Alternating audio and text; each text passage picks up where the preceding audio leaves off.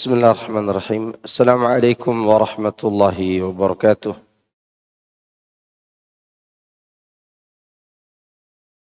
إن الحمد لله نحمده ونستعينه ونستغفره ونعوذ بالله من شرور أنفسنا وسيئات أعمالنا.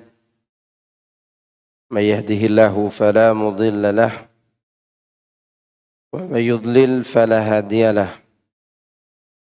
وأشهد أن لا إله إلا الله وحده لا شريك له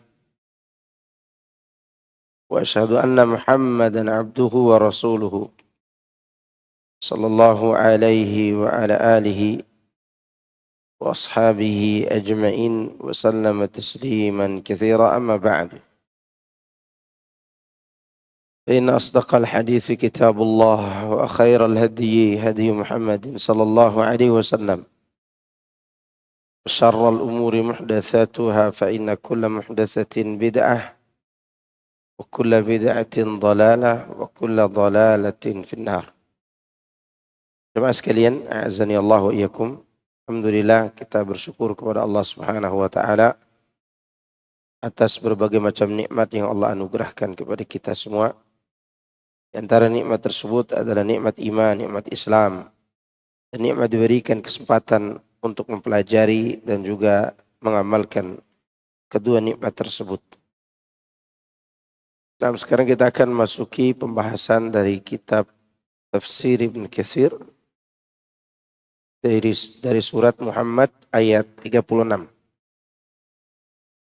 Surat Muhammad ayat 36.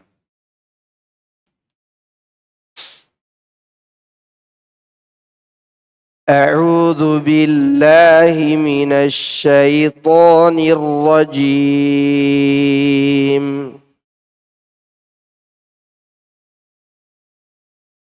Innamal hayatud dunya la'ibun wa lahwun wa in tu'minu wa tattaqu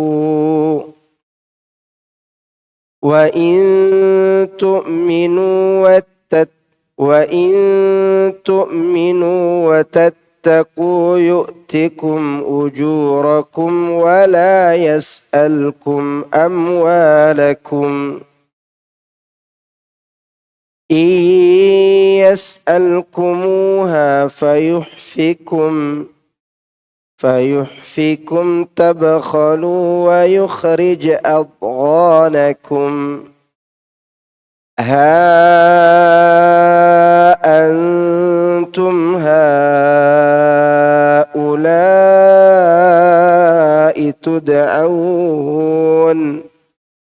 تدعون لتنفقوا في سبيل الله فمنكم من يبخل ومن يبخل فإنما يبخل عن نفسه والله الغني وأنتم الفقراء وإن تتولوا يستبدل قوما غيركم ثم لا يكونوا أمثالكم.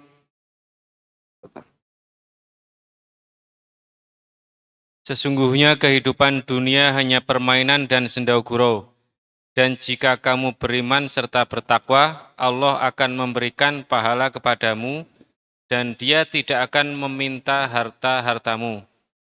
Jika Dia meminta harta kepadamu, lalu mendesakmu supaya memberikan semuanya, niscaya kamu akan kikir dan Dia akan menampakkan kedengkianmu.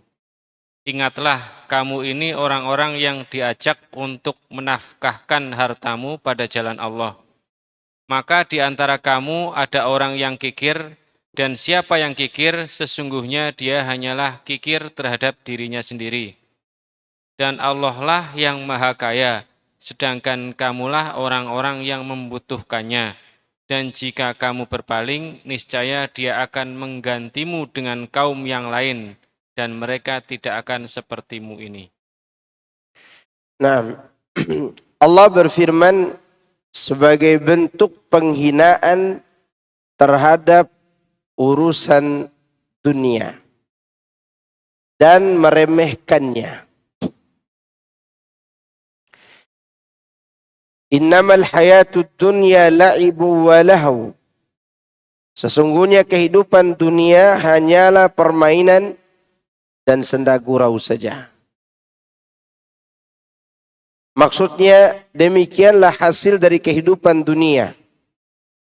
Terkecuali jika dimaksudkan untuk beribadah kepada Allah Subhanahu wa ta'ala. Pada dasarnya harta itu dan juga urusan dunia ini melalaikan kita dari beribadah. Namun jika yang kita cintai ini tidak memalingkan kita dari beribadah, justru menjadi wasilah kita menuju kepada Allah, maka dia tidak terhina. Bahkan disebutkan dalam sebuah hadis, harta yang semacam ini memilikinya saja mendatangkan pahala. Di mana Nabi SAW mengatakan, ni'amul malus salih fi yadir rajuli salih. Senikmat-nikmat harta yang halal bila dia jatuh di tangan laki-laki yang saleh. Dipegang oleh laki-laki yang saleh. Antum perhatikan awal hadis. Ni'mah. Ni'mah itu artinya fadlun. Fadlun itu diartikan bernilai pahala. Jika harta itu digunakan di jalan Allah dan ditunaikan haknya, serta bermanfaat buat diri, keluarga, dan orang lain, maka harta itu mendatangkan pahala atas izin Allah Subhanahu wa ta'ala. Jadi jangan sampai kita juga salah paham tentang ayat-ayat semacam ini, yang kemudian kita meremehkan orang yang berharta. Bagaimana kalau dia soleh? Bagaimana kalau dia baik? Sebaliknya, dengan ayat-ayat ini pun kita diingatkan agar jangan sampai sombong ketika memilikinya. Karena hakikatnya kehidupan dunia ini seperti ini adanya. La'ibun wa lahun. Ini peringatan. Agar kita tidak sombong, tidak angkuh, tidak meninggikan diri ketika kita memiliki kelebihan itu. Makanya ada kaidah yang Allah sebutkan dalam Al-Quran tentang takdir. Likai la ta'saw ala ma fatakum wa la tafrahu bima atakum. Agar kalian tidak berputus asa karena apa yang luput dari kalian, dan agar kalian tidak sombong terhadap pencapaian yang kalian dapatkan. Kalau begitu cara kita hidup, mau punya harta atau tidak punya harta, insya Allah bernilai apa? Pahala. Taib. Ini bagus sekali perkataan Ibnu Katsir nih. Maksudnya demikian, hasil dari kehidupan dunia. Terkecuali, ini kalimatnya. Terkecuali jika dimaksudkan untuk beribadah kepada Allah Subhanahu wa ta'ala. Karena itu Allah berkata selanjutnya, bagaimana harta itu bisa menjadi wasilah untuk beribadah kepada Allah? Kata Allah Azza wa Jalla, wa in tu'minu wa tattaku yu'tikum ujurakum wa la yas'alkum amwalakum. Dan jika kalian beriman serta bertakwa, Allah akan memberikan pahala kepadamu dan dia tidak akan meminta harta-hartamu. Ini yang dimaksud Ibnu Katsir tadi, kecuali menjadi wasilah untuk beribadah kepada Allah. Bagaimana bentuk atau cara kita menggunakannya? Dia menambah keimanan kita. Kalimat menambah keimanan ini, Ibnu Syekh Abdurrahman bin Nasir As-Sa'di biasanya menerjemahkan kalimat iman dengan ilmu. Jadi jika harta menambah keilmuan kita, kemudian membuat iman kita semakin kokoh, itu maksudnya, maka dia akan mendatangkan pahala. Ditambah lagi harta itu membuat kita semakin bertakwa kepada Allah Subhanahu wa ta'ala. Maksudnya dia tidak pernah butuh kepada kalian. Tidak pula meminta sesuatu pun dari kalian. Dan dia telah mewajibkan kepada kalian zakat dari harta kalian untuk membantu saudara-saudara kalian yang fakir dan miskin agar harta itu bermanfaat. Sedang pahalanya akan kembali kepada kalian sendiri. Kalian mau infak atau tidak mau infak, Allah itu tidak pernah dirugikan. Atau kalian infak, Allah tidak diuntungkan. Rugi dan untung itu kembali kepada siapa? Si pemilik harta. Itu. Selanjutnya Allah berfirman, "Iyas'alkumuha fayuhfikum tabkhalu." Jika dia meminta harta kepadamu lalu mendesakmu supaya memberikan semuanya, niscaya kamu akan kikir. Ya enggak? Ya, makanya Allah menyuruh kita menunaikan mimma razaqnakum. Mimma sebagian kecil. Ya, mimma razaqnakum. Sebagian, karena min di sini min untuk menjelaskan sebagian. Ini mengenai sikap seorang muslim terhadap harta yang dimilikinya. Baik, di sini Allah katakan ketika seorang dimintai semua hartanya dan dipaksa, dia akan bakhil. Yakni kata Allah, kata Ibnu Katsir rahimahullah, akan memberatkan kalian. Hal tersebut akan memberatkan kalian. Apa itu? Apa yang memberatkan kita, ikhwan? Yang akan memberatkan kita adalah dimintai semua harta itu. Berat. Kalau sekiranya Allah wajibkan, kalian keluarkan semua harta kalian. Yang paling ringan untuk memberikannya hanya satu orang. Abu Bakar saja. Yang lain tidak akan sanggup. Hanya Abu Bakar yang bisa memberikan semua hartanya. Makanya Rasulullah mengizinkan beliau untuk menginfakkan semua hartanya waktu perang Tabuk. Yang lain tidak diizinkan. Ya. Inilah karakter asal manusia. Lalu Allah katakan, wa yukhrij adghanakum, dan dia akan menampakkan kedengkianmu. Ya. Jangankan hartanya yang dimintai, orang lain dikasih rezeki dia dengki, ya enggak? Ya, orang lain dapat rezeki begini dan begitu dia dengki. Dia hasad, dia iri. Orang dapat kesenangan, dia yang sakit. Dan ini sering terjadi. Bagaimana kalau harta dia dimintai semuanya dan orang lain diberikan harta? Tentu dia akan protes. Dan itu yang dilakukan oleh siapa? Qarun. Ketika disuruh untuk memberikan sebagian hartanya di jalan Allah, dia pun sombong. Kesombongannya membawa dia kepada kehancuran. Bukan hanya sombong, dia pun berbuat syirik dalam bentuk pencarian rezeki. Dia mengatakan, innama utitu ala ilmin indi. Semuanya ini kudapatkan karena kemampuan dan kecerdasanku. Itu bahayanya. Qatadah berkata, Allah mengetahui bahwasannya pada pengeluaran harta benda itu terdapat pengikisan kedengkian. Benarlah apa yang dikatakan oleh Qatadah. Karena harta kekayaan itu merupakan suatu hal yang dicintai dan tidak dibelanjakan melainkan untuk sesuatu hal yang lebih dicintai oleh seorang daripadanya.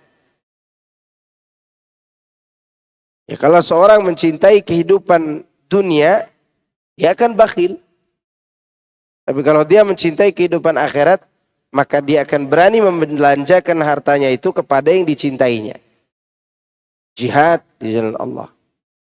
Membantu orang-orang fakir dan miskin. Membantu orang-orang yang sedang kesusahan. Ya.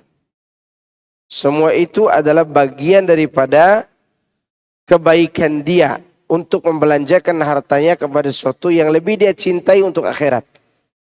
Para sahabat kan begitu.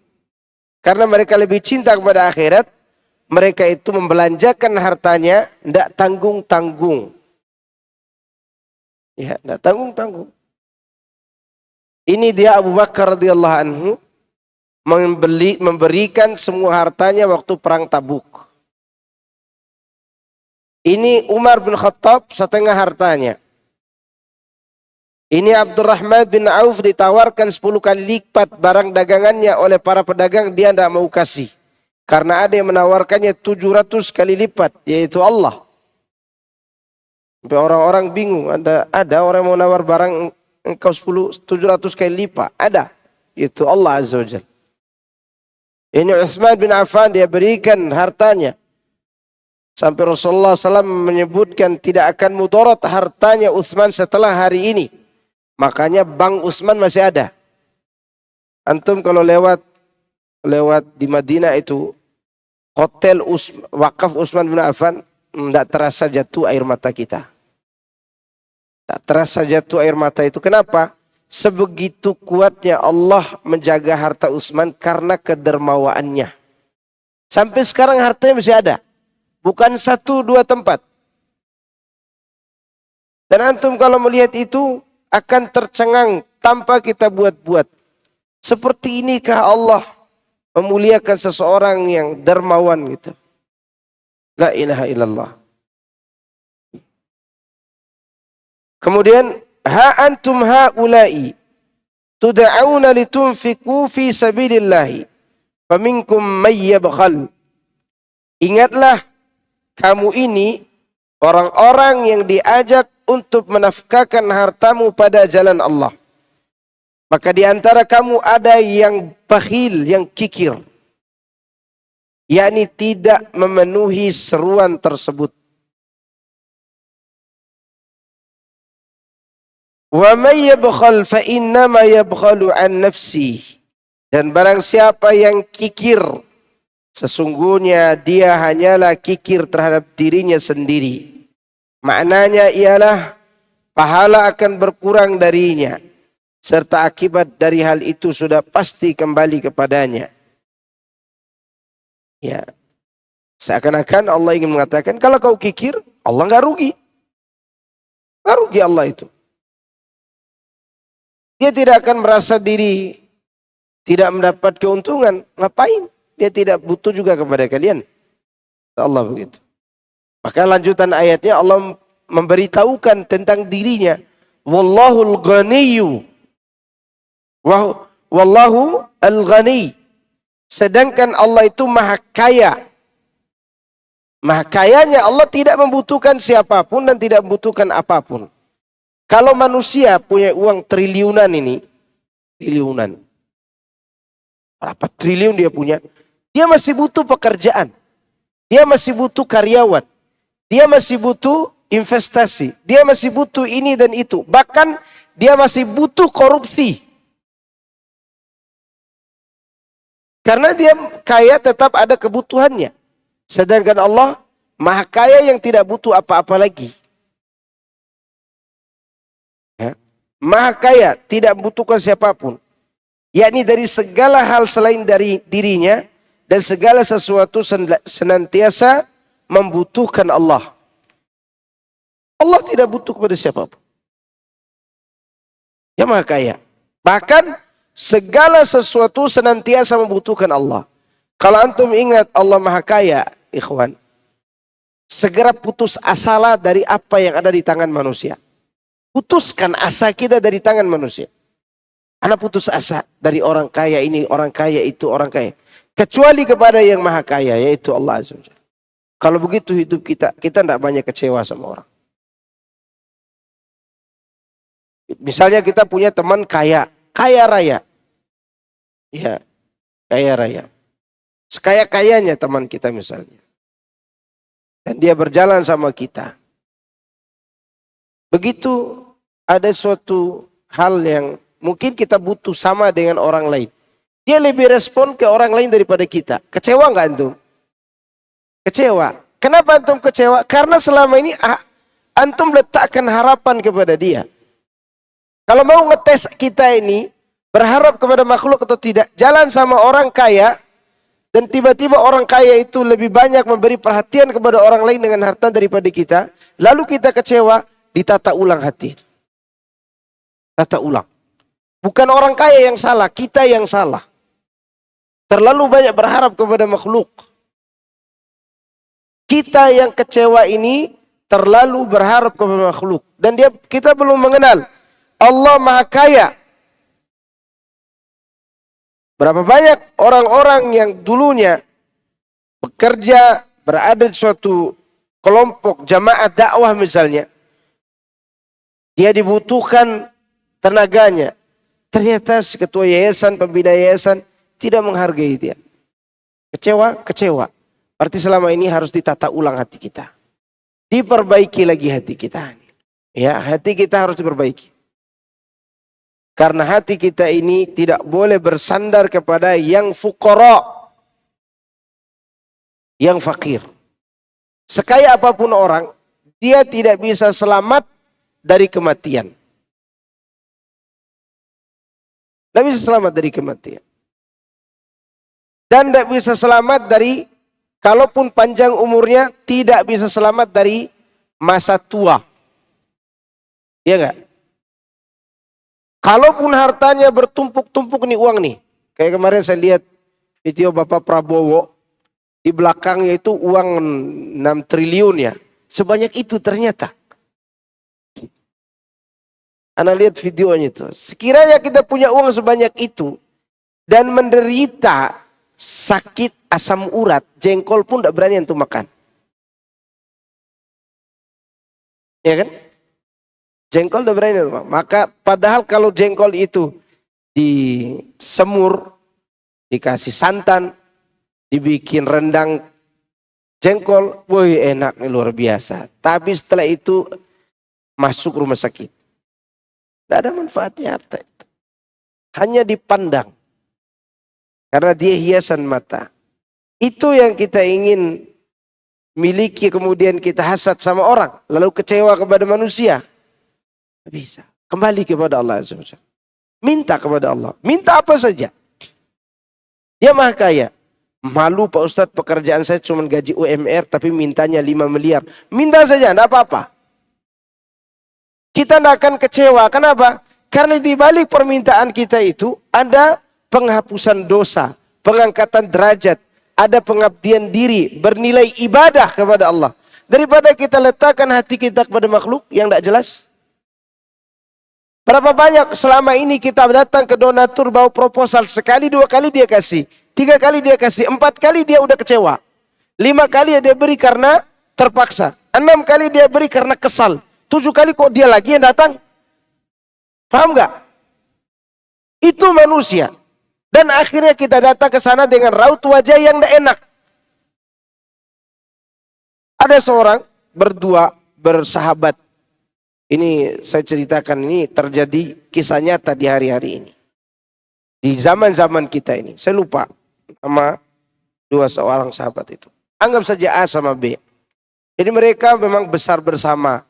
Qadarullah, yang satunya kaya raya, betul-betul kaya. Yang satunya fakir, betul fakir. Kata yang kaya, wahai sahabatku, datanglah ke rumahku setiap bulan atau setiap tahun, hitung kebutuhanmu, saya akan tanggung. Ditanggung semua. Dan temannya memang baik, kaya betul-betul baik. Tapi karena biasa diberikan, hati bergantung pada sahabatnya. Sampai suatu hari, dia datang ke rumah sahabatnya lagi istirahat karena capek. Keluar pembantunya. Dan pembantunya ini mengatakan pemilik rumah lagi istirahat. Si fakir ini kecewa. Ternyata orang kaya ini tertidur juga, lalai dari memberikan hak saya yang dia janjikan. Padahal temannya ini sebenarnya tidak sengaja untuk tidak memberikan. Hanya saja dia manusia yang lemah, tidur, capek, lelah, yaitu manusiawi. Tapi kecewa dari si miskin ini, akhirnya dia pergi ke masjid. Dia ketuk pintu sahabatnya, sahabatnya tertidur. Dia lupa bahwa masjid itu milik Allah yang tidak pernah tidur dari hak dia. Gak pernah ngantuk Allah itu. Itu yang dia lupakan selama ini. Dia berdoa dan berdoa minta ampun kepada Allah karena hati sudah terikat pada makhluk yang lemah, tertidur, capek. Sedangkan engkau maha hidup ya Allah dan maha kaya. Dia meminta kepada Allah, minta ampun. Karena hati sudah terletak pada manusia yang lemah. Sehingga tidak lama kemudian, pembantu itu cerita kepada tuannya tadi. Bahwa tadi datang temanmu. Yang usahanya mungkin di mana-mana. Sehingga temannya itu digerakkan hatinya oleh Allah karena doa sahabatnya yang ada di masjid tadi. Dia datang ke masjid. Karena dia khawatir temannya kecewa.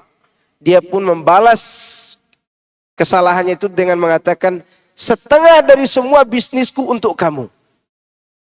Tadi biasa dikasih berapa?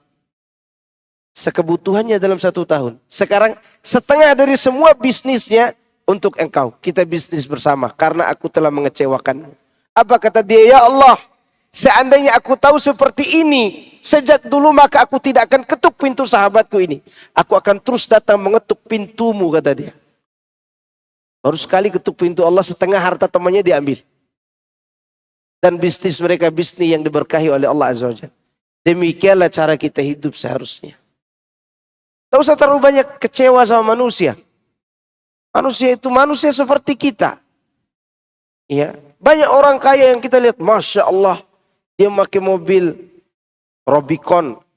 Lurah pakai Rubicon, bayangkan. Ternyata ditangkap besoknya. Iya kan? Lurah pakai Rubicon dipantau oleh KPK. Wah, Rubicon lurah gaji seberapa ini? Dia petenteng 3 hari pakai Rubiconnya. Akhirnya dia pakai rompi kuning. Orange. Seperti itulah dunia. Jangan terlalu takjub dengan manusia yang kaya. Justru kita berdoa kepada Allah, ya Allah berkahi harta mereka. Jadikan hartanya sebagai yang membantu mereka untuk mendekatkan diri kepadamu. Kita jangan terlalu banyak apa? Berharap. Karena di sini Allah beritahukan kepada kita, Wallahul ghaniyyu wa antumul fuqara. Allah yang maha kaya dan sedangkan kamulah orang-orang yang fakir. Kamu di sini siapa? Semua orang. Ya ayuhan nas, antumul fuqara'u ilallah, kata Allah. Hai seluruh manusia, kalian semua itu adalah orang-orang yang fakir kepada Allah. Ya, jadi tidak ada di dunia ini orang-orang yang sebenarnya semua kaya. Justru sebaliknya, semuanya apa? Fakir. Fakir kepada siapa? Kepada Allah. Coba antum lihat surat Fatir.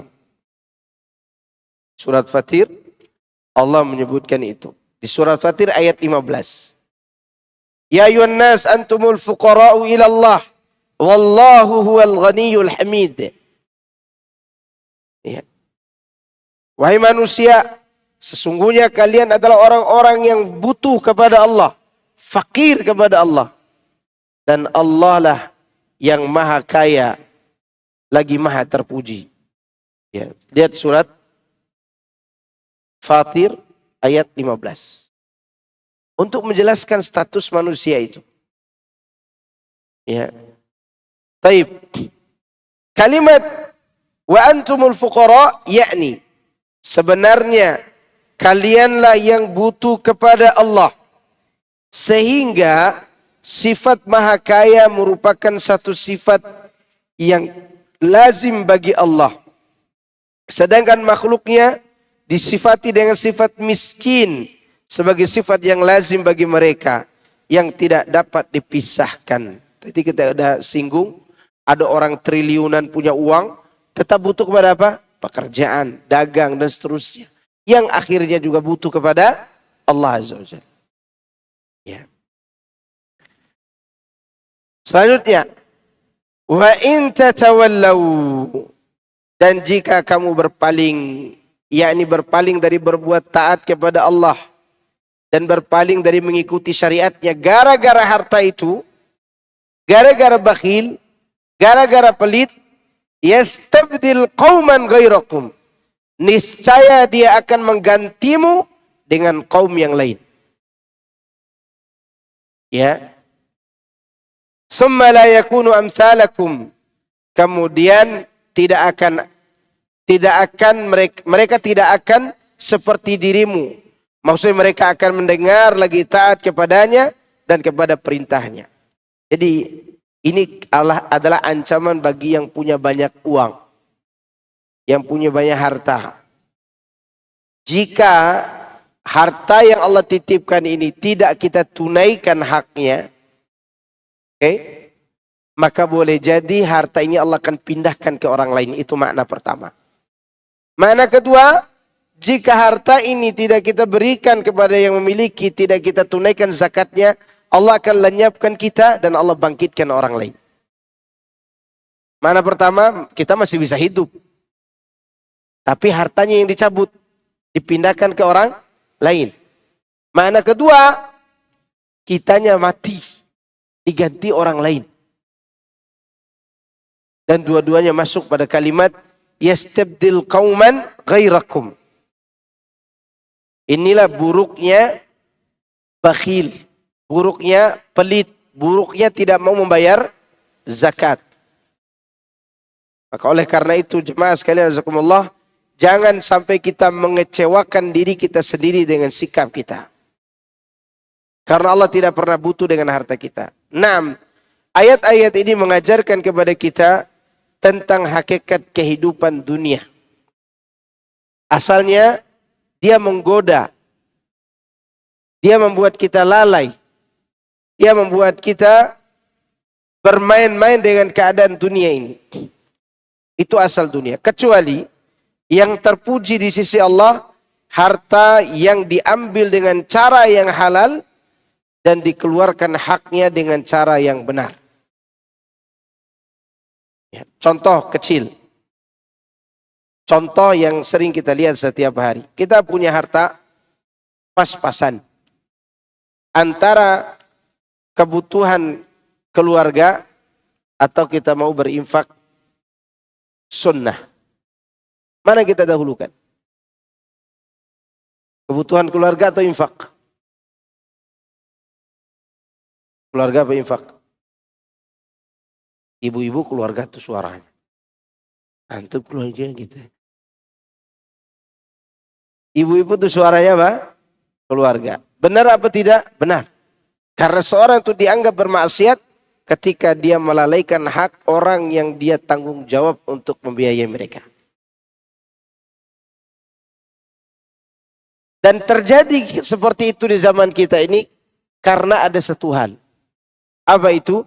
Biasanya kalau kita memberi kepada orang, dia akan memuji kita.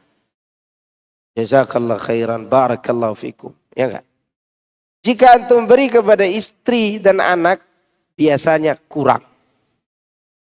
Ya kan? Udah pas untuk dimakan, kurang jalan-jalannya. Udah dikasih jalan-jalan, kurang lagi ini dan itunya. Sehingga membuat hati itu diuji dengan kekesalan. Ya enggak? Tapi ternyata itu hanya ujian. Apakah kita mampu melewati ujian itu atau tidak? Karena untuk taat harus ada ujian. Taat itu ada ujiannya. Ya, antum kasih uang nih ke istri antum pulang. Mudah-mudahan tidak ada di sini ibu-ibunya ya. Biasanya perempuan itu, ini 100.000. Mana lagi? Mana lagi? Ini kurang ini. Ternyata betul-betul kurang. Kan dihitung-hitung betul-betul kurang. Tapi memang 100.000 yang ada. Udah dikasih pas pun masih apa? Kurang. Dan dia tidak mengatakan barakallahu fiikum, jazakallahu khairan, terima kasih suamiku yang ganteng meskipun sudah keriput, bisa begitu ya. Terima kasih suamiku yang ganteng meskipun hitam gitu. Enggak ada. Kecuali sedikit. Dan itu ujian untuk menunaikan apa? Menunaikan hak Allah, hak manusia, untuk menunaikan kewajiban. Sedangkan di luar sana antum kasih orang 2.000, Terima kasih Pak, mudah-mudahan ditambah Allah rezekinya. Ya enggak? Itu enggak tukang parkirnya? Iya. Tukang parkir mobil dan motor kita ngomong begitu. Dan sebaliknya juga kita kurang berterima kasih kepada pasangan kita. Apa itu? Dia kasih anak, dia kasih ini, dia kasih itu. Ya. Ini hal-hal yang perlu ditata kembali dalam hidup rumah tangga. Agar kita ini tidak malas di dalam menunaikan kewajiban. Kalaupun kita dapatkan hal-hal yang menjadi ujian tadi, dan itu tidak menyebabkan kewajiban kita terputus. Tetap harus ditunaikan. Orang kalau dia tidak tunaikan kewajiban, dia akan jatuh martabatnya. Jatuh martabatnya. Ada seorang yang dikagumi oleh banyak orang. Ya, dikagumi banyak orang. Begitu dia cerai dengan istrinya, anak-anak dari istri yang diceraikannya itu, dia tidak mau tanggung lagi. Sehingga apa yang terjadi? Dianya kesusahan. Dan banyak orang yang sudah meninggalkannya. Sedangkan dia seorang yang dulunya dikagumi banyak orang karena kebaikannya. Waliyadzubillah. Semoga Allah menjauhkan kita dari itu. Kenapa? Karena anak itu tetap tanggung jawab siapa? Tanggung jawab orang tuanya, si bapak. Tanggung jawab si bapak. Bukan tanggung jawab orang lain. Baik, surat Al-Fatah. Ya, surat Al-Fatah. Kita sudah surat Al-Fatah? Belum kan? Kita lanjut surat Al-Fatah. Masih ada waktu. Surat ini dinamakan Al-Fatah yang artinya kemenangan. Ya. Imam Ahmad meriwayatkan, Waqi memberitahu kami, Syu'bah memberitahu kami dari Muawiyah bin Qurrah. Dia mengemukakan, aku pernah mendengar Abdullah bin Mughaffal radhiyallahu anhu menceritakan, pada tahun pembebasan kota Mekah, Rasulullah SAW membaca surat Al-Fatah dalam perjalanannya di atas binatang tunggangannya. Muawiyah berkata, seandainya aku tidak membenci orang-orang berkumpul mengelilingi kami, niscaya aku akan menuturkan bacaan beliau tersebut. Demikianlah yang diriwayatkan oleh Al-Bukhari, Muslim, dan dari hadis Syu'bah. Ya. Jadi seorang yang bernama Muawiyah bin Qurrah, dia mengemukakan tentang perkataan Abdullah bin Mughaffal. Bagaimana Rasulullah SAW membaca surat Al-Fatah pada saat berangkat membebaskan Mekah. Waktu itu Mekah masih menjadi negara musyrik. Belum menjadi negara Islam. Ya. Baik, surat yang kita bacakan dulu. A'udzu billahi minasy syaithanir rajim. Bismillahirrahmanirrahim. Inna fatahna laka fatham mubina. ليغفر لك الله ما تقدم من ذنبك ليغفر لك الله ما تقدم من ذنبك وما تأخر ويتم نعمته عليك ويهديك صراطا مستقيما وينصرك الله نصرا عزيزا.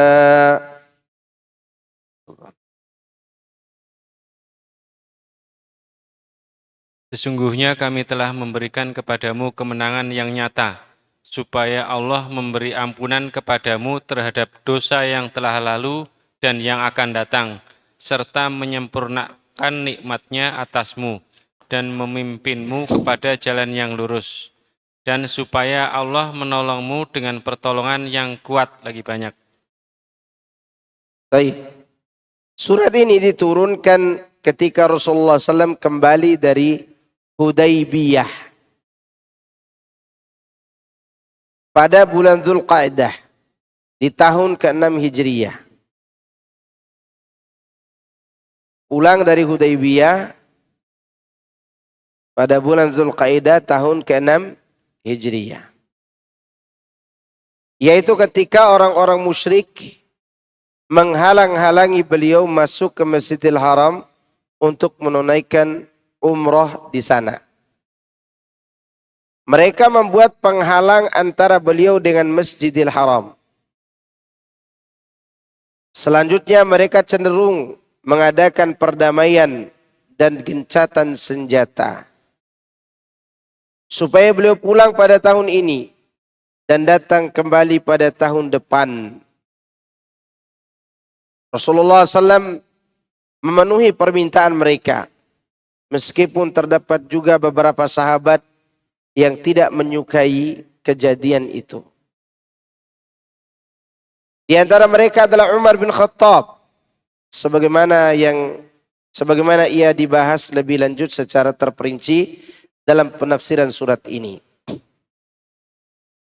Ketika Rasulullah SAW menyembelih binatang kurban di tempat beliau bertahan di Hudaybiyah, Allah Azza wa Jal menurunkan surat ini berkenaan dengan urusan beliau dan urusan mereka.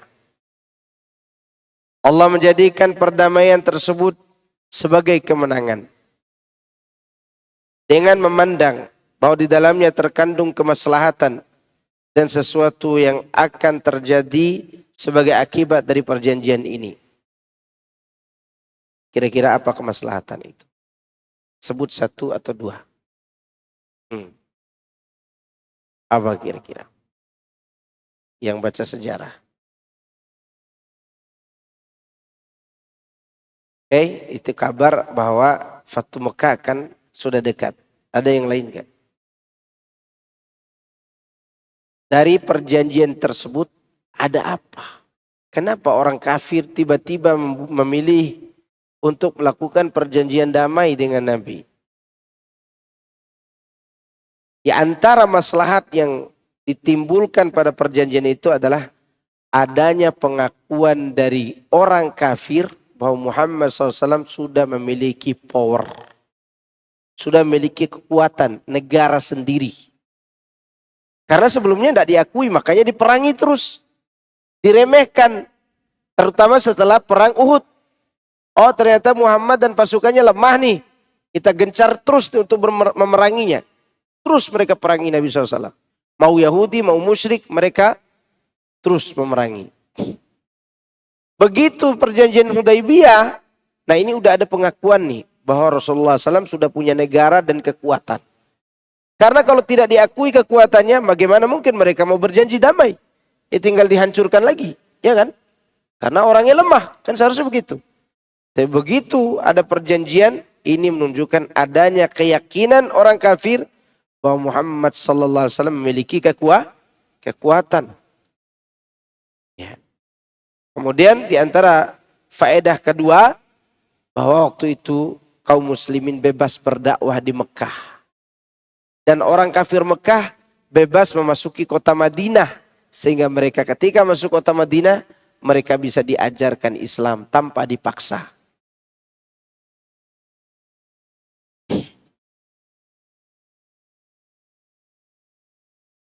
Imam Bukhari meriwayatkan dari Al-Bara radhiyallahu anhu. Dia mengungkapkan, kalian semua berpendapat bahwa yang dimaksud kemenangan ini adalah Fatuh Mekah atau pembebasan kota Mekah. Dan pembebasan kota Mekah ini memang merupakan suatu kemenangan. Sedangkan kami berpendapat bahwa ia adalah Baitur Ridwan pada peristiwa Hudaybiyah. Ketika itu kami bersama Rasulullah SAW berjumlah 114 orang. Hudaybiyah sendiri adalah nama sebuah sumur yang kami kuras airnya. Tidak setetes pun air yang kami tinggalkan di dalamnya. Maka berita itu pun sampai ke telinga Rasulullah sallallahu alaihi wasallam.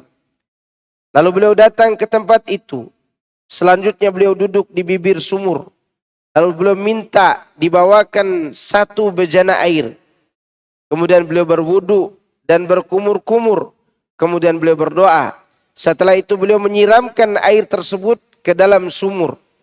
Kemudian kami meninggalkan sumur itu dalam jarak yang tak jauh. Hingga akhirnya sumur itu mengeluarkan air lagi yang dapat kami ambil sesuka hati. Dan kami ambil juga untuk binatang-binatang tunggangan kami.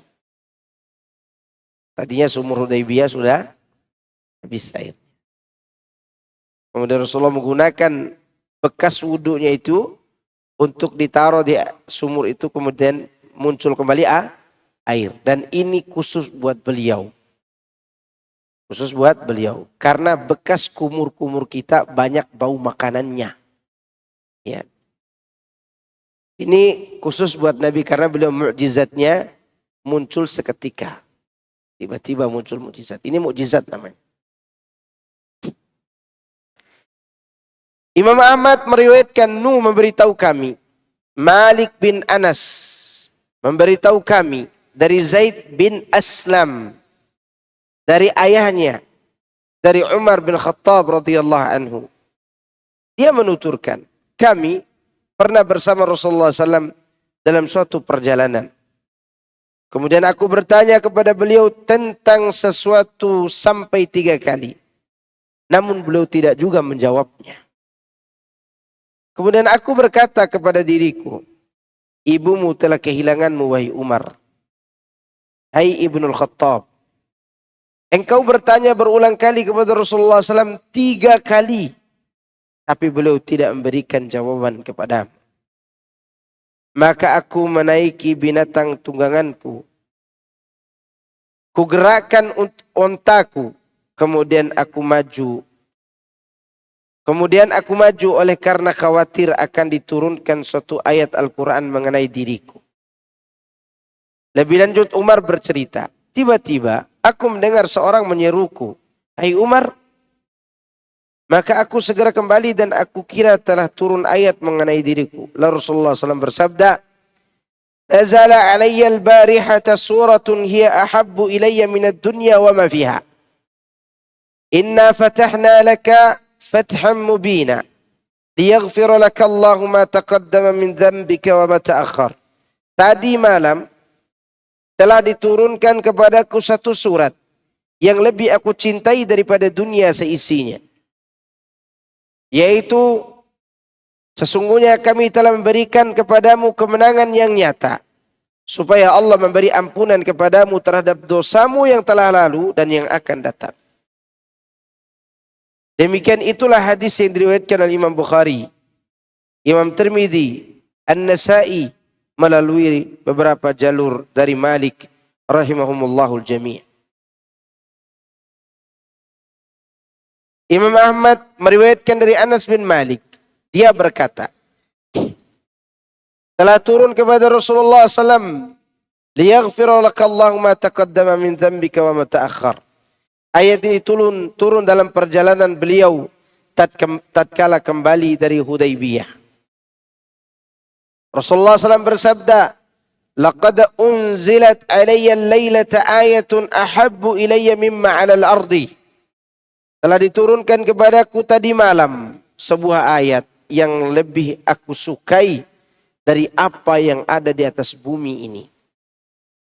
Kemudian beliau membacakannya, maka mereka berkata, sungguh merupakan suatu yang menenangkan lagi mengembirakan wahai Nabi Allah. Allah telah menjelaskan segala apa yang akan dilakukan terhadapmu dan juga terhadap kami. Maka turunlah kepada beliau ayat liyudkhilal mu'minina wal mu'minati jannatin tajri min tahtihal anhar ila qawlihi fawzan azima. Sungguh dia memasukkan Sungguh supaya dia memasukkan orang-orang mukmin, laki-laki maupun perempuan ke dalam surga yang mengalir di bawahnya sungai-sungai sampai kepada ayat keberuntungan yang besar di sisi Allah.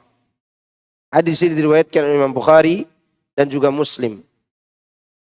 Imam Ahmad meriwayatkan, Ishaq bin Isa memberitahu kami dari Majma' bin Ya'qub, dia menceritakan, aku pernah mendengar ayah menyampaikan hadis dari pamannya itu Abdurrahman bin Zaid al-Ansari.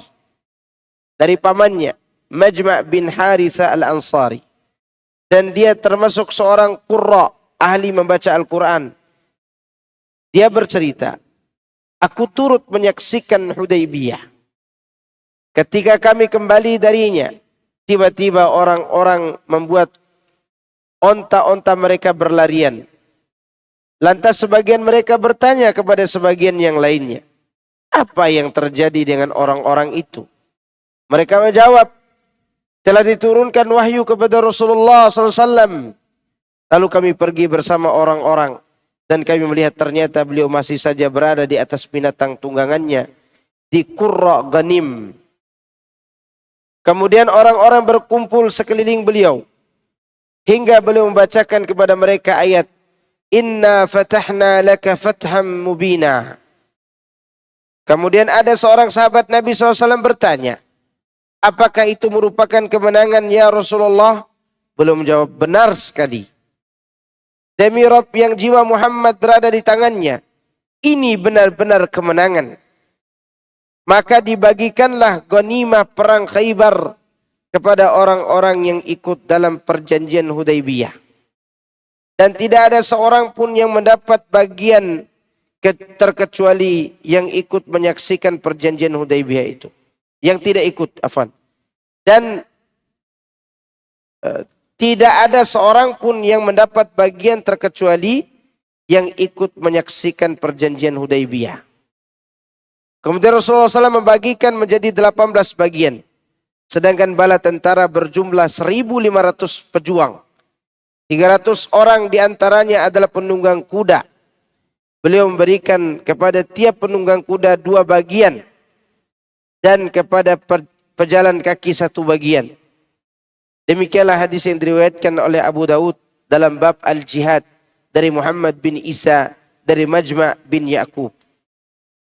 Karena waktu itu memang perjanjian Hudaybiyah dilakukan tanggal 6 tahun 6 Hijriah, sedangkan perang Khaybar tahun berapa? Tahun berapa Nabi nikah sama Sofia yang anak pernah ceritakan? Tahun berapa? Kan Sofia itu istri beliau dari Yahudi. Tahun 7. Oke. Tahun 7 Hijriah. Berarti di antara kemenangan yang akan mereka dapatkan bukan hanya Fatu Mekah. Hudaybiyah itu sendiri kemenangan perjanjian itu. Kemudian muncul kemenangan perang Khaybar. Antum kalau baca perang Khaybar, tidak semulus yang antum bayangkan. Bentengnya itu berlapis-lapis. Satu benteng ditaklukkan, benteng lagi ditaklukkan, benteng lagi ditaklukkan. Sampai kepada Wadil Qura. Wadil Qura ada sebuah benteng. Di sanalah nanti akan dieksekusi mati suaminya Sofia binti Huyai. Sofia binti Huyai punya suami yang menyembunyikan harta perampasan perang dari Yahudi Bani Quraidah. Ini DPO nih. DPO apa? TO. Target operasi. Karena ada 2 perbendaharaan harta besar yang dia yang dia sembunyikan. Itu nanti akan dibagi-bagikan. 1 aja luar biasa banyaknya. Maka dia hanya mengaku 1. Suaminya Sofia tadinya. Yang diceritakan oleh Sofia sendiri. Gara-gara dia cemburu kepada mimpi Sofia. Dia pukul Sofia. Kan waktu Rasulullah menikahi Sofia binti Uyai. Ada memar di mukanya. Ya. Dan anak udah ceritakan. Masih ingat kan tuh? Tidak ingat deh. Ya. Ada memar di mukanya. Itu bekas tamparan suaminya. Karena Sofia itu bercerita kepada suaminya. Sebelum terjadi perang Khaybar. Dia cerita. semalam tuh aku bermimpi rembulan jatuh.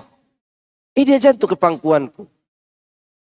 Lalu suami Sofia ini faham kalau rembulan itu maksudnya Muhammad. Karena mungkin dia baca dalam kitab Taurat atau cerita-cerita nenek moyangnya bahwa Muhammad itu seperti rembulan. Ternyata rembulan ketika jatuh di pangkuan Sofia. Suaminya menafsirkan itu adalah kau memilih perasaan kepada raja Arab itu, maksudnya Muhammad. Padahal Sofyan tidak tahu apa-apa tuh. Dia hanya kagum dalam cerita Taurat tentang kedatangan Nabi terakhir itu. Itu kekagumannya. Maka benar terjadi perang Khaybar. Suaminya Sofia dipenggal oleh Muhammad bin Maslamah. Dipotong lehernya. Dan Sofia tidak merasa sedih. Kenapa? Karena ayahnya, pamannya dan suaminya mengkhianati Taurat. Maka dia dapatlah rembulan itu. Dinikahi oleh siapa? Rasulullah sallallahu alaihi wasallam. Itu terjadi di tahun berapa? 7 Hijri. Pasukan Rasulullah SAW berapa jumlahnya? 1.500. Itu bisa menembus benteng ke benteng. Kan sampai Wadil Qura itu benteng yang sangat kuat. Ya, disitulah kejadian seorang sahabat yang dikatakan sahabat lain, orang ini masuk surga. Kata Nabi, tidak, dia masuk neraka. Karena dia bunuh diri. Bukan karena mati syahid. Karena waktu mau menembus Wadil Qura, itu sulit. Sehingga sahabat yang maju ditombak, dipanah. Nah, ada satu orang sahabat yang mati tergeletak, ternyata akhir hayatnya dihabisi dirinya sendiri. Bukan karena mati syahid. Segitunya buruknya bunuh diri ya. Orang yang udah jelas di depan matanya surga nih. Surga depan matanya. Tapi akhiri hidup dengan bunuh diri, neraka juga. Gimana yang bunuh diri gara-gara cinta? Ya. Minum baygon lagi. Oke, itu mengenai kemenangan-kemenangan setelah perjanjian Hudaybiyah itu. Di antaranya terjadi perang Khaybar. Demikianlah hadis yang diriwayatkan oleh Abu Dawud dalam bab al-jihad dari Muhammad bin Isa bin Majma' bin Yaqub. Ibnu Jarir meriwayatkan dari Abdurrahman bin Abi Alqamah. Dia menceritakan, aku pernah mendengar Abdullah bin Mas'ud radhiyallahu anhu berkata, saat kami dalam perjalanan dari Hudaybiyah, kami tertidur. Dan tidaklah kami terbangun melainkan matahari sudah terbit. Maka kami pun bangun, sedang Rasulullah SAW masih tertidur. Kemudian kami berkata, bangunlah. Maka beliau SAW pun bangun seraya berkata, kerjakanlah apa yang harus kalian lakukan. Maksudnya sholat subuh. Demikianlah yang harus dikerjakan oleh orang-orang tertidur atau lupa. Ini fikihnya. Kalau kita tertidur, maka sholat pada saat kita bangun. Ya, waktu itu Rasulullah SAW sudah mengingatkan kepada Bilal dan yang lainnya untuk berjaga-jaga. Karena kan Rasulullah jalannya malam. Malam dia jalan. Menjelang subuh, qadarullah tidur semua. Dan waktu itu yang disuruh jaga siapa? Bilal kalau tidak salah. Ada sahabat beberapa orang suruh jaga. Ternyata mereka jaga, tidur juga. Manusiawi. Dan dari kasus ini pun kita mendapat nikmat ilmu. Apa itu? Ketika ketiduran, sholatnya kapan? Ketika bangun. Ternyata bangun kita bukan jam 7. Bangun kita 11:30. Apa yang dilakukan? Ya sholat 11:30 itu. Sholat apa? Sholat subuh. Ya. Baik. Lebih lanjut, Ibnu Mas'ud menuturkan radhiyallahu anhu. Dan kami kehilangan onta Rasulullah SAW. Lalu kami mencarinya hingga akhirnya kami menemukannya dalam keadaan tali kekangnya tertambat pada sebuah pohon. Kemudian aku mendatangi beliau dengan membawa untanya tersebut. Selanjutnya beliau menaikinya. Ketika kami tengah berjalan, tiba-tiba beliau menerima wahyu. Rasulullah SAW jika wahyu turun kepada beliau, maka beliau berada dalam keadaan takut. Maksudnya gemetar, ya, dalam keadaan terlihat gemetar wajah beliau. Sesudah beliau terlihat gembira, maka beliau memberitahu kami bahwasanya telah diturunkan kepada beliau ayat Inna fatahna laka fatahan mubina. Hadis terakhir di atas diriwayatkan oleh Imam Ahmad, Abu Dawud dan An-Nasai dari jalur lain dari Jami bin Shidad dengan lafadznya. Imam Ahmad meriwayatkan Abdurrahman memberitahu kami, Sufyan memberitahu kami dari Ziyad bin Ilaqah. Dia bercerita, aku pernah mendengar Mughirah bin Syu'bah berkata, Rasulullah SAW pernah mengerjakan salat sampai kedua kaki beliau membengkak. Kemudian beliau ditanya, bukankah Allah telah memberi ampunan kepadamu terhadap dosa-dosa yang telah berlalu dan yang akan datang? Beliau bersabda, afala akuna abdan syakura? Apakah tidak boleh aku menjadi seorang hamba yang pandai bersyukur? Nabi SAW sholat malam sampai kakinya apa? Bengkak. Ya. Dan beliau beralasan ingin menjadi hamba yang bersyukur kepada Allah. Firman Allah, Inna fatahna laka fathan mubina. yakni dalam kondisi jelas dan gamblang. Artinya sesungguhnya kami telah memberi engkau kemenangan yang nyata yang dimaksud kondisi jelas dan gamblang. Maksud di sini ialah perjanjian Hudaybiyah yang telah mendatangkan kebaikan yang melimpah. Orang-orang beriman saling berkumpul satu dengan lainnya. Orang mukmin juga berbincang dengan orang kafir, serta tersebarlah ilmu yang bermanfaat dan juga iman, ya kan? Kalau tidak ada perjanjian itu, kan tidak boleh orang Islam pergi ke Mekah. Tidak boleh kan? Mereka nggak boleh ke Mekah. Dan ini yang terjadi di saat perjanjian sebelum perjanjian Hudaybiyah.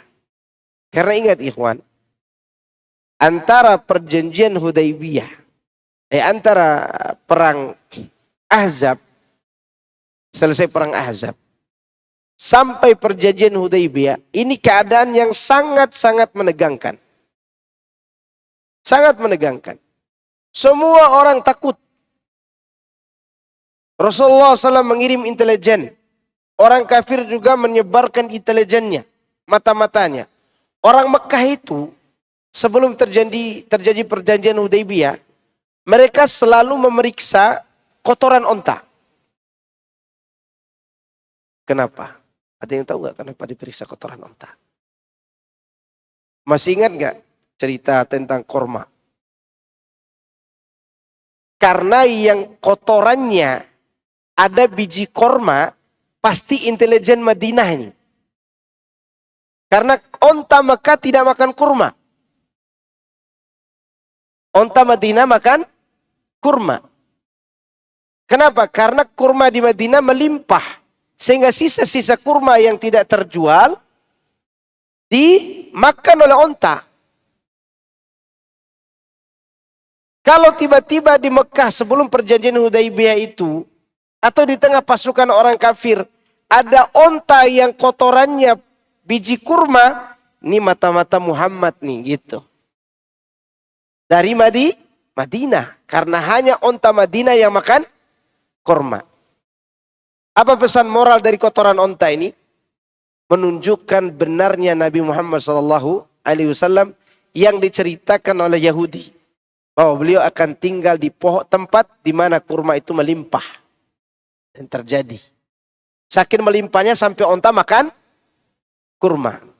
Cerita kurma aja menambah iman, bayangkan akhi.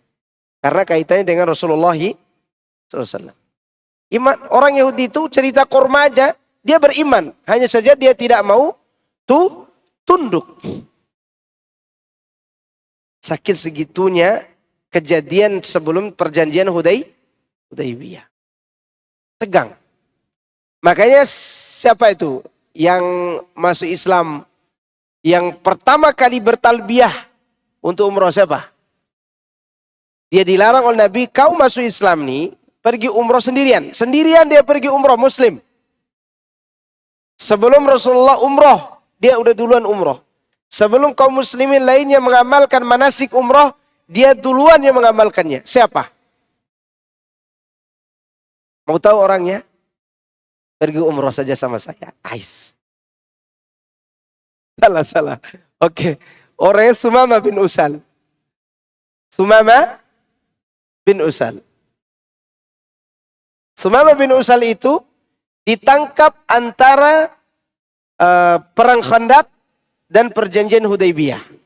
Karena waktu itu dia musyrik yang sangat bengis. Musyrik yang sangat benci. Musyrik yang tidak mau melihat wajah Muhammad. Namanya siapa? Sumamah bin Usal. Karena dia tidak suka kepada Nabi, dia menyelinap masuk ke Madinah, nekat. Kondisi lagi tegang-tegangnya, dia nekat masuk.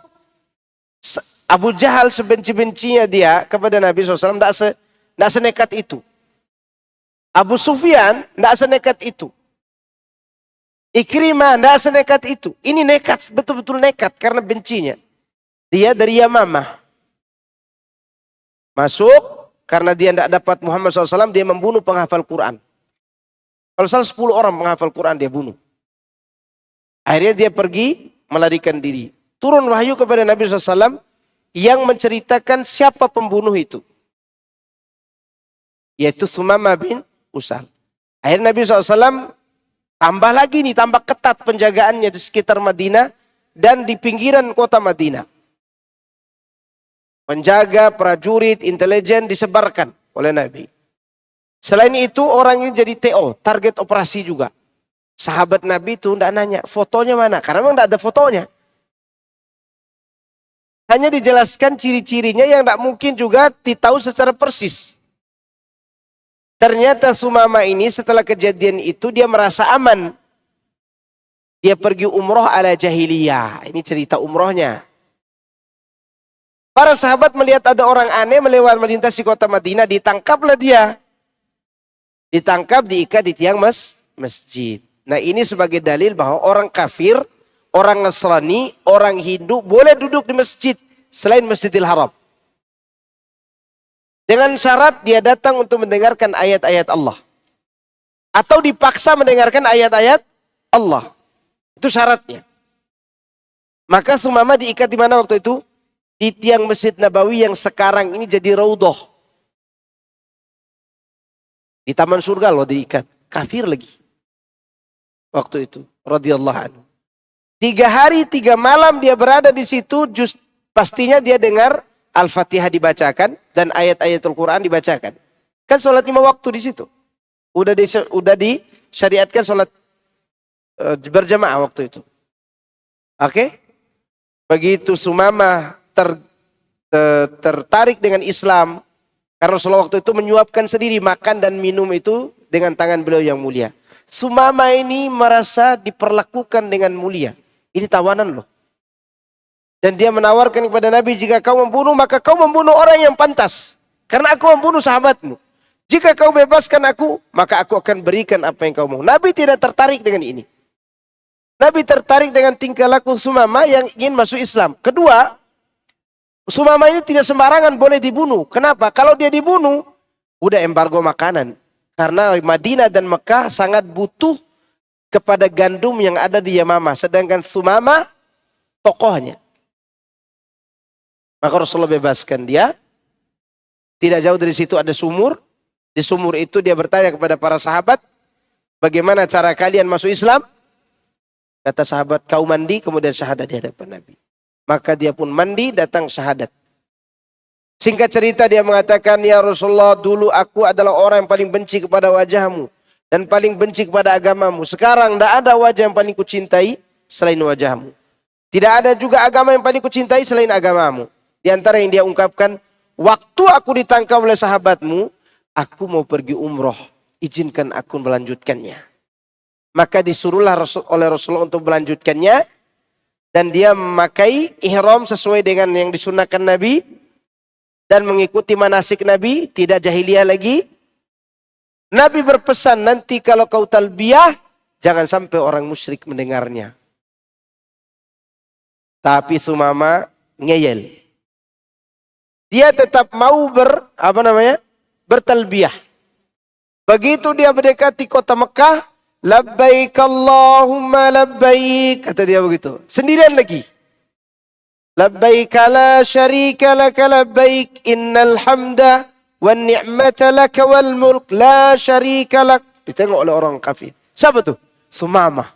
Ditangkap, digebukin sampai mau mati. Maka talbiyah yang antum ucapkan itu ada darah yang telah tertumpah. Sekarang antum pergi digebuki orang enggak? Enggak, tidur aja di bijak. Gitu kan? Padahal ini udah menumpahkan darah Sumamah. Bayangkan Sumamah tertumpah darahnya gara-gara apa? Talbiyah itu. Pembesar-pembesar Quraisy mengenal. Ah, ini Sumamah ini. Jangan dibunuh. Ini pembesar Yamamah. Kalau dia mati, habislah kita. Gandum tidak dapat. Maka dia dibebaskan.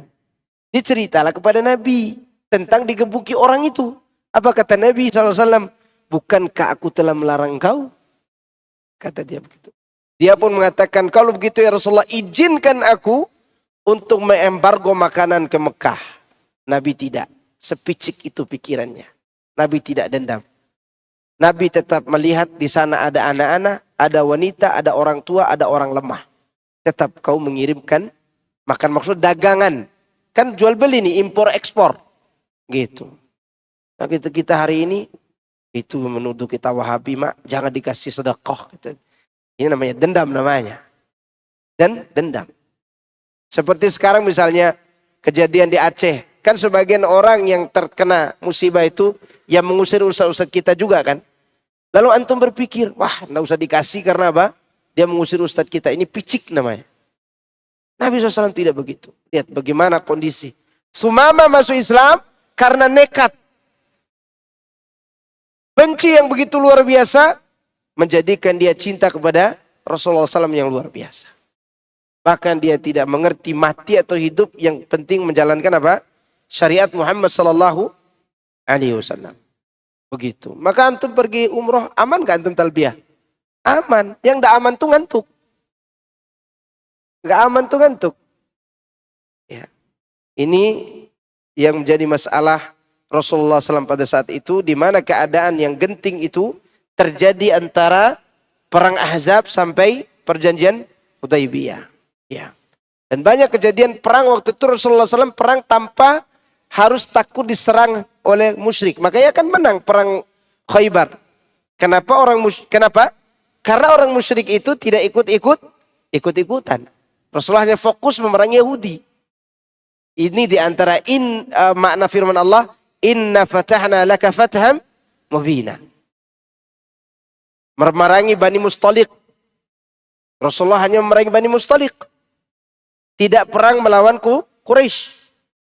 Padahal waktu perang Ahzab, Nabi sibuk dengan orang Quraisy, Nabi sibuk dengan Bani Ghatafan, Nabi sibuk dengan Bani Al-Asad. Di sisi yang lain dia sibuk dengan Bani Nadir, dia sibuk dengan Bani Quraidah. Dan itu perangan yang genting, perang Khandaq. Ketika terjadi perjanjian, aman nih. Setahun setelah perjanjian itu Rasulullah melakukan banyak peperangan memerangi orang-orang yang berkhianat dari kalangan Yahudi itu. Itulah kemenangan yang kadang kita tidak tahu di balik sebuah zona nyaman lah ini. Paham kan zona nyaman? Ini pelajaran buat kita bahwa terkadang kita harus keluar dari zona nyaman. Kan di pikiran Umar kalau kita menerima perjanjian itu kita menghinakan diri, gitu kan? Itu pikiran zona apa?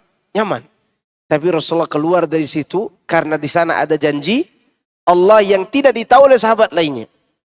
Radhiyallahu ta'ala anhum ajma'in. Tapi kayaknya masih banyak ini. Insyaallah kita lanjut pada pertemuan yang akan datang mungkin ya. Karena waktu sudah menunjukkan jam 11 kurang. Ada yang bertanya-tanya dulu. Insyaallah nanti kita akan ceritakan lagi tentang Hudaybiyah dan sisa daripada ayat-ayat ini. Barakallahu fiik. Assalamualaikum. Waalaikumsalam warahmatullahi wabarakatuh. Silakan.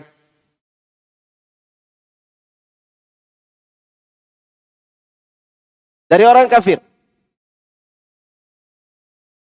Poinnya banyak. Sebenarnya ini tidak saya bisa sebutkan ini. Ya. Di antara poinnya adalah tidak boleh melarang orang Mekah untuk datang ke Madinah. Tidak boleh orang Mekah melarang orang Islam datang ke Mekah. Bebas. Berdagang, beribadah bebas. Ya, itu di antara poin yang paling besar terjadinya perjanjian itu. Kemudian tidak boleh berperang selama perjanjian itu tidak dilanggar. Siapa yang melanggar perjanjian itu diserang. Kemudian di antara isinya lagi, orang yang ada dalam perlindungan orang Madinah tidak boleh diganggu. Demikian juga orang yang ada dalam perlindungan orang Mekah. Baik, Assalamualaikum Ustaz. Waalaikumsalam warahmatullahi wabarakatuh. Si A berhutang pada si B sejumlah 5 juta. B memiliki kewajiban zakat mal harta sejumlah 5 juta juga tahun ini. Bolehkah si B tidak membayar zakat mal ini, yaitu 5 juta tadi, karena membebaskan hutang temannya si A yang bernilai sama? Boleh. Tidak masalah. Berarti dia telah menunaikan zakatnya. Di antara yang berhak menerima zakat siapa? Orang yang dililit hutang. Atau orang fakir. Fakir dan miskin. Kalau dia termasuk 8 asnaf itu, maka boleh dia terima zakat. Tapi ada orang hutang 5 juta, 6 juta. Hartanya banyak, bahkan dia bayar zakat. Karena dia suka hutang, tidak bayar hutang. Ada nggak? Ada. Yang seperti ini tidak berhak dibebaskan hutangnya. Si B yang tadi hutang uang 5 juta dihutang oleh si A, yang sebenarnya A ini tidak dililit hutang karena dia tidak mau bayar hutang aja. Dan dia juga punya harta gitu, bukan fakir. Maka orang ini tidak berhak menerima zakat. Tidak berhak menerima apa? Zakat. Ya. Dan si B tetap bayar zakat dengan uang yang ada. Kalau 5 juta itu masuk dalam hartanya. Dan hartanya sudah sampai nisab dan haul. Saat ini pengelolaan keuangan dipegang oleh suami. Ya memang harus suami yang pegang. Ya. Apakah boleh suami istri berdiskusi tentang keuangan dan istri bermasukan berdasarkan apa yang dia pelajari? Selama itu ilmu tentang syariat, maka boleh. Boleh. Pelajari yang kaitannya dengan syariat. Bukan kaitannya dengan perasaan atau bisikan tetangga. Ada kaedah perasaan manusia itu tidak bisa dijadikan patokan sebagai maslahat mudarat. Kaedahnya Allah sebutkan, innahu kana zaluman jahula. Manusia itu terhadap hal-hal yang berkaitan dengan maslahat mudarat, dasarnya mereka zalim dan jahil. Maka untuk menemukan ilmunya, belajar ekonomi Islam lalu berikan kepada suami masukan tentang keuangan itu. Baru boleh. Tapi kalau cuman karena iri melihat tetangga, iri melihat ini itu yang ekonominya diatur begini dan begitu sesuai dengan perasaan, ini tidak benar. Tidak benar. Kecuali di situ ada maslahat mursalah. Maslahat yang bergantung kepada kemaslahatan yang wasilah. Wasilah yang tidak dilarang dalam Islam. Seperti penggunaan tabungan ini, tabungan itu supaya uangnya tetap bagus, ya. Atau kalau mau usahanya ini dan itu, kasih masukan tidak masalah. Kemudian jika didiskusi berlanjut menjadi debat bagaimana sebaiknya sikap suami istri, tidak akan berlanjut debat itu kalau kembali kepada ilmu, kembali kepada agama. Wa in tanazatum fi syai' farudhu ila Allahi wa Rasul. Yang menjadikan kita ini debat kusir suami istri karena mengedepankan perasaan masing-masing. Makanya Allah sudah tahu antum sama istri antum itu tidak sama. Abadan. Antum mau ke barat, dia mau ke timur. Terus gimana caranya? Satukan dalam ajaran agama. Kalau tidak sampai ke sana, pasti debat terus. Apalagi kaitannya dengan yang sensitif seperti uang. Dan istri tidak berhak mengetahui berapa pemasukan suaminya, tidak berhak. Tidak berhak dia tahu. Ya, yang berhak dia lakukan adalah dia menerima haknya. Dia menerima apa? Hak dia yang diberikan oleh suami. Dia tahu detail berapa pemasukannya, dia tidak boleh tahu. Tidak harus tahu gitu. Kecuali suaminya mau beritahu. Tapi wajib tahu, tidak boleh tahu. Tidak harus tahu. Ya. Apalagi dia yang mengatur ekonomi, tidak boleh. Karena berapa banyak suami yang mengeluh saat ini ketika dia diatur semua oleh istrinya. Mau ambil uang untuk beli spare part motor aja, ditanya, uang apa ini? Ya. Maka itu tidak sewajarnya. Ya. Sehingga uang itu tetap suami yang mengatur, kecuali ibu tahu suami ini menggunakan uang sembarangan. Ya, sembarangan menggunakan uang. Ibu tahu uangnya tidak teratur dengan baik, dia berfoya-foya begini dan begitu, kasih masukan. Kasih masukan. Baru si istri boleh mengatur ekonomi suaminya. Apakah boleh istri mengingatkan suami mengenai hak nafkah istri? Boleh. Ingatkan saja. Karena suami itu kadang banyak pikirannya, lupa. Boleh, silakan. Diingatkan. Dan suami jangan baperan kalau diingatkan. Diingatkan, Pak, kemarin belum kasih uang nafkah. Dia bilang, udah saya kasih. Kan saya kasih kemarin kamu. Berapa aku kasih? Saya kasih kemarin 150. Lupa ternyata yang dia kasih istri keduanya. Ya, ternyata dia lupa dan dia rahasiakan istri keduanya. Belum dikasih kata dia. Terbongkar juga rahasianya itu. Oke. Keempat, bagaimana pandangan Ustadz tentang pengelolaan keuangan ala Nabi Yusuf, terutama untuk pekerjaan yang penghasilannya tidak tetap? Mana ya? Nanti kita pelajari, ini babnya panjang ini. Baik. Ada pertanyaan langsung? Silakan yang bertanya. Assalamualaikum Ustaz. Waalaikumsalam warahmatullahi wabarakatuh. Biasanya di Masjid Raya Taman Yasmin ini kalau mengislamkan orang yang mau masuk Islam itu di dalam masjid. Nah itu biasanya selalu pro kontra terus. Nah itu boleh atau enggak di dalam masjid? Boleh. Tidak apa-apa. Waktu itu Sumama di mana dia syahadat?